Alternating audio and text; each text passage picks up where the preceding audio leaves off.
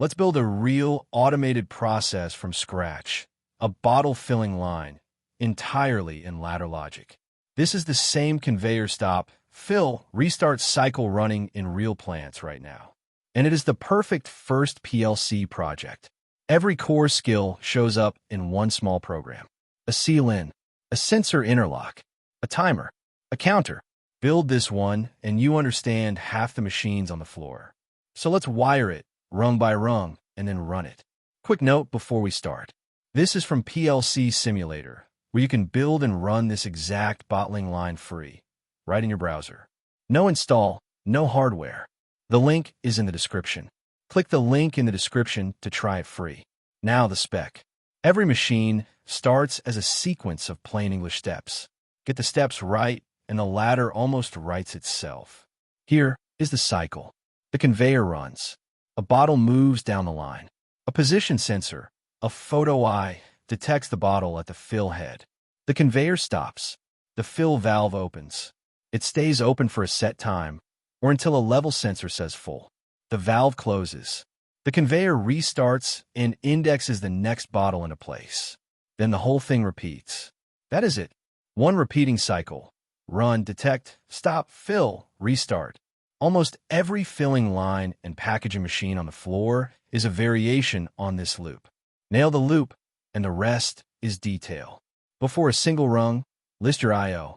This is the step beginners skip and then regret. Map every field device to a PLC address first. Our inputs: a start button, a stop button, a bottle present photo eye, and a fill level sensor that confirms the target volume. Our outputs are simpler: the conveyor motor contactor and the fill valve solenoid. That is 4 inputs and 2 outputs for the core machine. Small, but it is enough to teach you the whole pattern. Write the list down, give each signal a clear name, and the logic stops being a guessing game. Now the build. For rungs. Rung 1 is the conveyor seal-in. Start latches a run bit.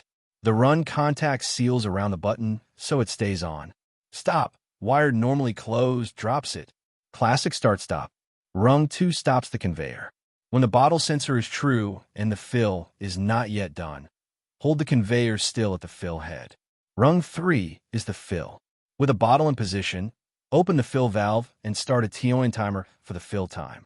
We covered timers in depth in the PLC Timers video, link below. Rung 4 finishes the cycle. When the timer done bit fires, close the valve, count the bottle, and release the conveyor to index the next one. For rungs, a seal-in, an interlock, a timer, and a reset. That is a complete machine.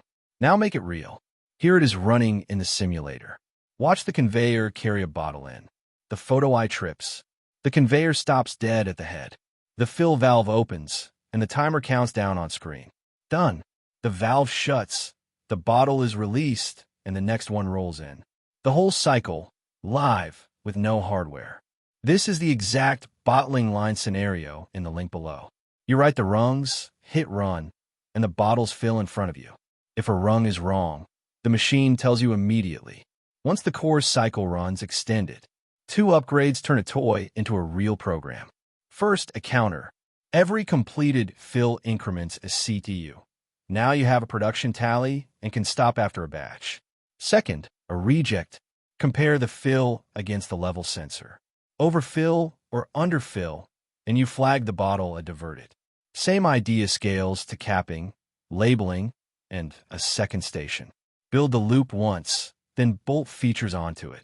That is how the real machines grow. So here's what you just built.